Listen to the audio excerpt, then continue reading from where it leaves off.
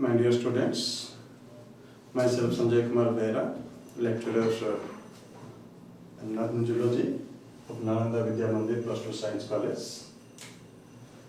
Today's topic is human reproduction, the male reproductive system. First, I am going to discuss about the reproduction. What is reproduction? Reproduction, that means producing new one of the parental type is said to be a reproduction, and it is one of the most important process for continuation of the life, transmission of characters from generation to generation, and also for the formation of the new species. So, it is highly essential for the animal kingdom for the continuation of life and the species. Our topic is male reproductive system. Human is dioecious. Human is dioecious.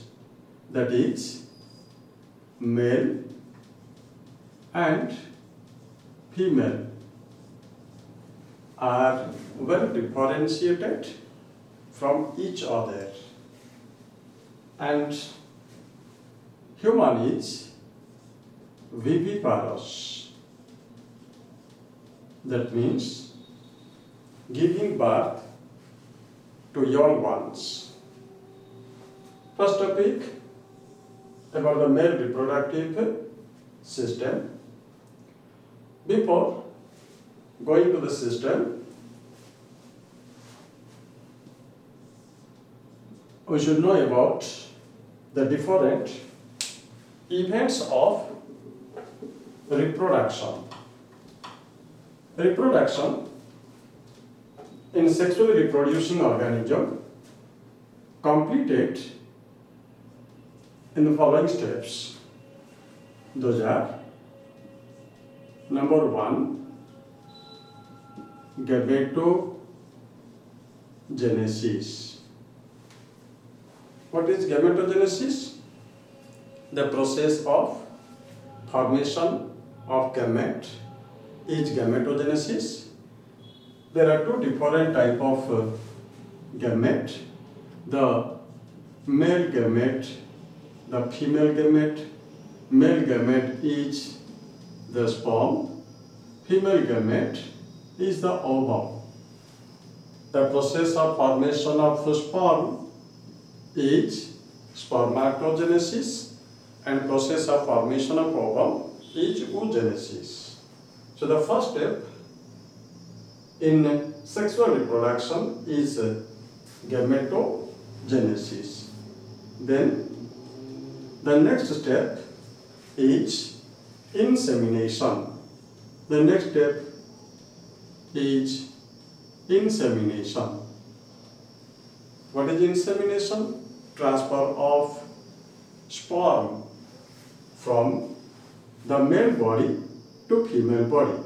Transfer of sperm, transfer of sperm from male to female body. This is said to be insemination. Then the third step is fertilization. What is fertilization? Fusion of male and female gamete to form the zygote is said to be fertilization. Then fourth step, implantation. Implantation. What is implantation? That is formation and development of blastocyst and its attachment to the wall of uterus in female body is said to be implantation. Then next step is the gestation. What is the gestation? Gestation, that means complete embryonic development. The period of embryonic developmental stage is the gestation, which is vary from animal to animal. Then next step is parturition. Next step is parturition, that is delivery of the baby is said to be parturition. So the reproduction completed in the following steps. First step, the gametogenesis, process of formation of gamete, insemination, transfer of the sperm from male to female, fertilization, fusion of male and female gamete in female body to form the zygote, implantation, formation and development of the blastocyst and its attachment to the wall of uterus in female body, gestation, the total embryonic complete development, embryonic development is gestation, then parturition, that is delivery of the baby. These are the steps of reproduction. Now I will discuss about the male reproductive system. The male reproductive system is quite simpler than that of the female, and the system consists of different organs. Those are the testes. Then the vasa efferentia, then the epididymis, next vas deferens, then the urethra, the penis, and the associated glands. The associated glands are the prostate gland, then the seminal vesicle, and the Cowper's gland. Different organs of male reproductive system are a pair of testes, then the vasa efferentia, epididymis, next one the vas deferens, urethra, the penis, penis, and the associated glands. First of all, I will discuss about testes.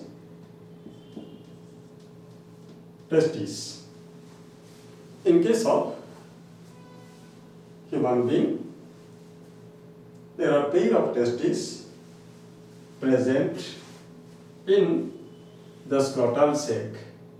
There are a pair of testes present in the scrotal sac, and the testes enclosed by the hairy skin. This is the scrotal sac, the testes held in position by means of spermatocord, but found attached to the wall of the skin, that means by the gubernaculum. Guberna column, and just the posterior part of the testis, there is the epididymis. Inside the testis, there are present near about 200 to 250 testis lobules, and each lobule consists of 2 to 3 seminiferous tubule. Inside the lobule, 2 to 3 seminiferous tubules present in a coiling manner, and the seminiferous tubule consists of lined by 2 different type of cell. The seminiferous tubule lined by the germinal epithelial cells, lined by germinal epithelial cells, out of which some of the cells they modified to pyramidal shaped cells known as Sertoli cells. A pair of testes present inside the scrotal sac, and they are separated from each other by septum Sertoli, and this testis held in position by means of this gubernaculum to the wall of the inner wall of the skin. Inside the testis there are present 200 to 250 lobules. Inside the lobule, 2 to 3 seminiferous tubules are present in coiling manner. The seminiferous tubules lined by germinal epithelial cells. Some of the cells modified to the Sertoli cell, which are said to be the nurse cell. That is, during the developmental stages of the sperm or during the spermatogenesis process, the spermatids are nourished by the Sertoli cells, and in the interstitial spaces of the lobule inside the testis, there are specialized cells present known as Leydig's cell. And these Leydig cells, they are responsible for the secretion of male sex hormone testosterone. This Leydig cell secretes testosterone, which is responsible for the development of the secondary sexual character in case of man.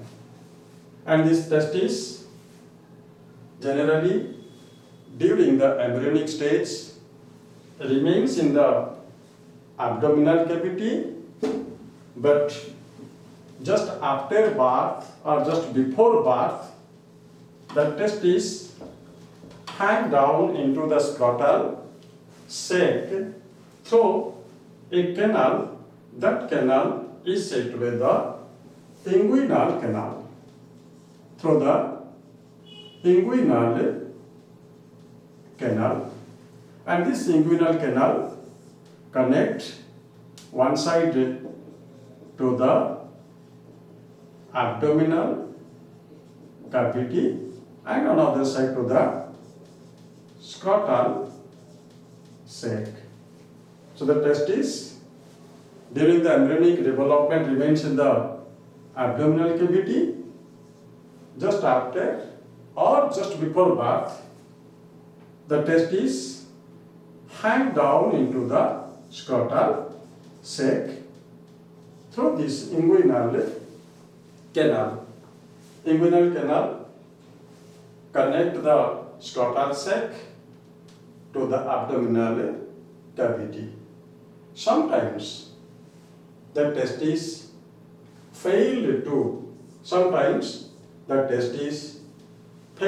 descend down into the scrotal sac and remains in the abdominal cavity. That condition is said to be patrocysm.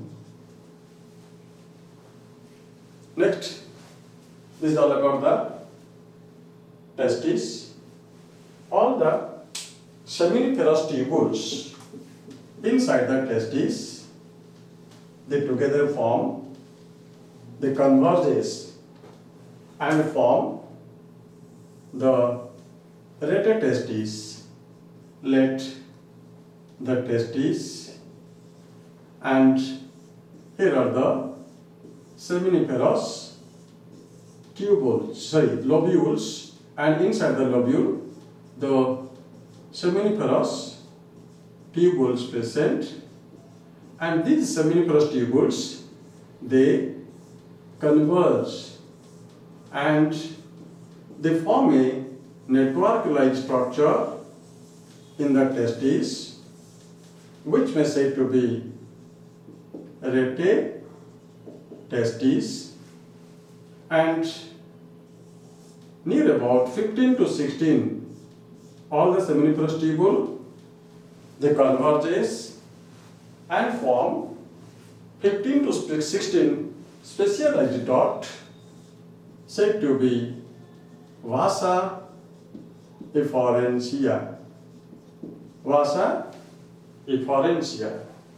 And these vasa efferentia, they altogether piercing through the testis, the tunica albuginea comes to outside and they form the epididymis. They form the epididymis. This is the epididymis. And this epididymis present outer to the testis. The testis and epididymis together form the testicle. Most important question, the testis and epididymis together form the testicle. And this epididymis consists of three different parts.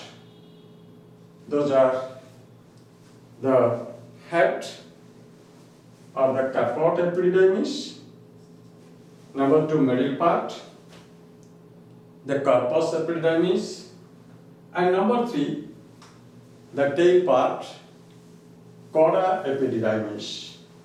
So epididymis consists of three different parts.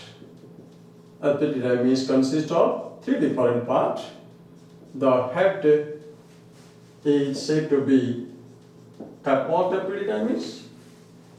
The middle part is said to be corpus epididymis, and the tail part is said to be coda epididymis. Epididymis consists of three different parts. What is the function of epididymis? Epididymis is responsible for the storage of sperm. The seminiferous tubules mainly responsible for is they contain the germ cells. They are responsible for the production of the sperm. After the formation of sperm, the sperms move to the lateral testis, then lateral testis to the vasa efferentia, and then vasa efferentia to the epididymis. In epididymis, the temporary storage of sperm takes place, and another important role of epididymis is it contributes 10% to the formation of the semen. Then the epidermis. Now continued edge, the vas deferens. Epidermis continued as the vas deferens. The vas deferens, along with the blood vessel, lymphatic vessel, nerve cord, together form the spermatic cord. The test is held in position in scrotal sac by the spermatic cord. And this vas deferens passes through the inguinal canal, enter into the abdominal cavity, and in abdominal cavity it receives a dot from the seminal vesicle, and after receiving the dot, let this the vas deferens. The vas deferens receive the dot from the seminal vesicle. Vas deferens, seminal vesicle. The vas deferens receive a dot from the seminal vesicle, and this common dot is known as the ejaculatory dot. The vas deferens, after receiving the dot from seminal vesicle, becomes the ejaculatory dot, and this ejaculatory dot passes through the prostate gland. This is the prostate gland. The gland, prostate gland, and this ejaculated dot now open to the urethra. Open to the urethra. The urethra carry the urine from the bladder. They carry the urine from the bladder, and that urethra consists of or differentiated into three different regions. Those are prostatic urethra, number one, prostatic urethra in the prostate gland. Number two, membranous urethra in the Cowper's gland region. This portion is the membranous urethra, and the last portion is the penile urethra. This portion is the penile urethra, which passes through the penis and open to outside through the urethral meatus, the urethral opening. Here, after the formation of the sperm inside the testis, first the sperm passes through the vasa efferentia to the epidermis, then to the vas deferens, then to the ejaculatory duct, and then to the urethra, and then to the female body through the vagina. This is the male reproductive system. And then about the copulatory organ, penis. Penis is the copulatory organ. It is highly muscular, erectile organ, which takes active role in the insemination process. That is, penis helps in transfer of the sperm from male body to the female body through the vagina, and this penis consists of three sets of specialized muscles. Those are corpora cavernosa, and another is corpus spongiosum. There are three sets of muscles. Two, corpora cavernosa, found on the dorsal side of the penis. That means this portion is the corpora cavernosa.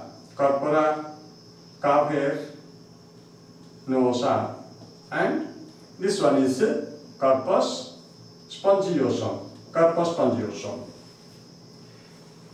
This portion formed by the corpora cavernosa and the ventral portion formed by the corpus spongiosum, and it is a single nature. Most important question, urethra generally passes through the corpus spongiosum.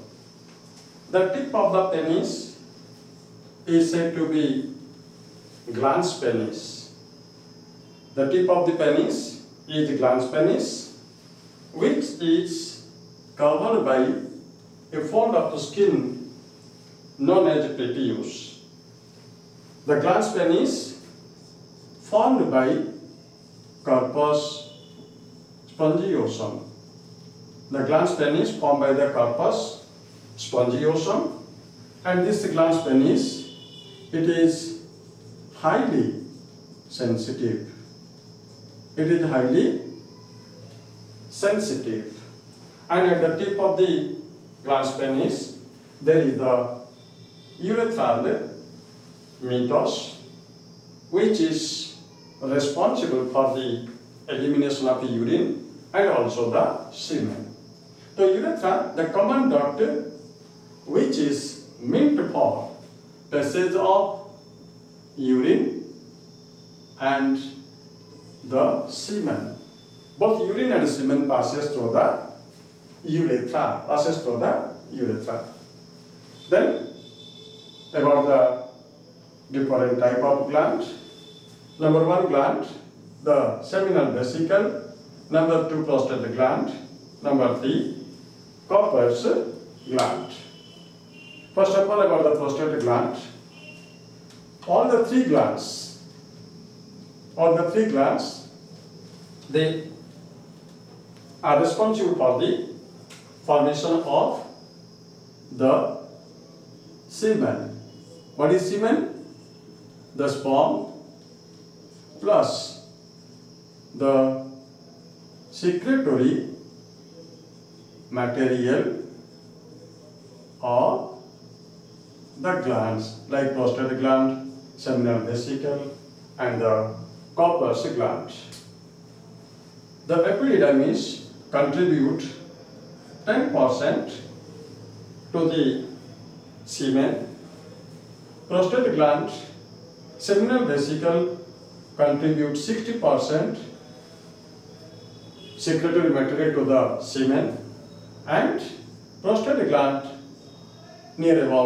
contribute near about 30% to the semen.